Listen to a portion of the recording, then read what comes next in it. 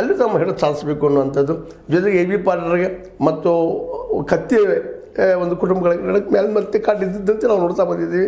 ಹಿರಾಶೋಗರ್ ಹಿನ್ನೆಲೆಯಲ್ಲಿ ಈ ಎಲ್ಲ ನೆಲೆಗಟ್ಟಿನೆಲ್ಲ ಹೊಸದಾದಂತಹ ಒಂದು ರಾಜಕೀಯ ಆಯಾಮ ಬರ್ಬೋದೇನೋ ಅನ್ನುವಂಥದ್ದು.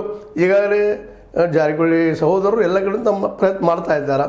ಅದರಲ್ಲೂ ಗೋಕಾಕ್ ಭಾಗದ ರಾಮದುರ್ಗ ಆಗಿರ್ಬೋದು, ಇನ್ನುಳಿದ ಕಡೆ ಆಗಿರ್ಬೋದು, ನಮ್ಮ ಮಾಂತೇಶ್ ಕೌಜುರ್ಗಿ ಅವ್ರಿಗೆ ಆಗಿರ್ಬೋದು, ಪಟ್ಟಣವ್ರಿಗಿಂತ ಹೆಚ್ಚಿಗೆ ಅಲ್ಲಿ ಯಾದವಾಡರ ಜೊತೆಗೆ ಇನ್ನುಳಿದವ್ರ ಜೊತೆಗೂ ನಮ್ಮ ಸಂಪರ್ಕ ಮಾಡ್ತಾ ಹೋಗ್ತಾ ಇದ್ದಾರೆ.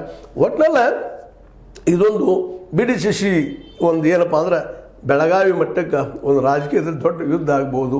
ಯಾರು ಗೆಲ್ತಾರೆ ಯಾರು ಸೋಲ್ತಾರೆ ಮಾತು ಬೇರೆ, ಆದರೆ ಯಾರು ನಂಬ್ತಾರೆ ಅನ್ನೋದು ಭಾಳ ಮಹತ್ವದ. ಇಲ್ಲಿ ನಿರ್ದೇಶಕರು ಮಾಜಿ ಇದ್ದಾರೆ, ಹಾಲಿ ಆಗ್ಬೇಕು ಹೊರಟಿದ್ದಾರೆ, ಅಥವಾ ಶಾಸಕರೇನಿದ್ದಾರೆ, ಶಾಸಕರಂತೆ ಮ್ಯಾಕ್ಸಿಮಮ್ ಇಬ್ಬರು ಇಕ್ವಲ್ದಲ್ಲಿದ್ದಾರೆ BJP ಮತ್ತು ಕಾಂಗ್ರೆಸ್ಸಿಗರು.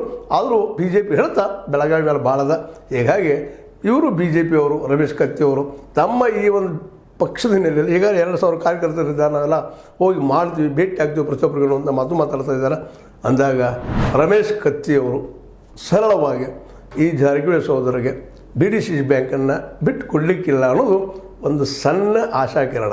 ಯಾಕಂದರೆ ರಾಜಕೀಯದಲ್ಲಿ ಬೇಕಾದಾಗ್ಬೋದು ಅನ್ನೋದು ನಿಮಗೆ ಮೇಲೆ ಹೇಳ್ತಾ ಇದ್ದೀನಿ. ಜೊಲ್ಲೆಯವರು ಇವತ್ತೇನೋ ಸರಿ ಜಾರಕಿಹೊಳಿ ಅವ್ರ ಜೊತೆಗಿದ್ದಾರೆ, ಆದರೆ ಇವರ ಮೊನ್ನೆ ನಿಮಗೆ ಗೊತ್ತಿದೆ ಈ ಒಂದು MP ಎಲೆಕ್ಷನ್ದಲ್ಲಿ ಅವ್ರು ವಿರೋಧಿಸಿದ್ರು.